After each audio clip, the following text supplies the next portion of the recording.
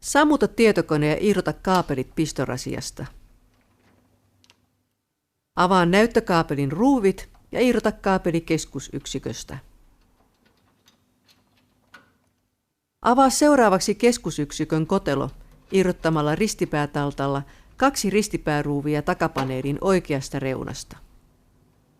Avaa ruuvi, joka pitää vanhan näytönohjaimen paikallaan emolevyllä laiteväylässä. PCI Express-tyyppisen näytönohjaimen päässä voi olla lukitusvipu, joka on käännettävä ulospäin ennen kuin ohjain voidaan irrottaa väylästä. Aseta keskusyksikkö kyljelleen ennen uuden ohjaimen asentamista.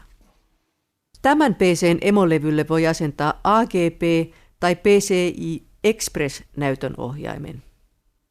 Samantyyppinen uusi näytönohjain asennetaan vanhan kortin väylään. Aseta varovasti uusi näytönohjain kohdalleen. Napsauta lukitusvivu paikalleen ja kiinnitä ruuvi, joka pitää ohjaimen tukevasti paikallaan. Nyt voit koota kotelon. Aseta näyttökaapelin liitin paikalleen, keskusyksikköön ja kiristä ruuvit.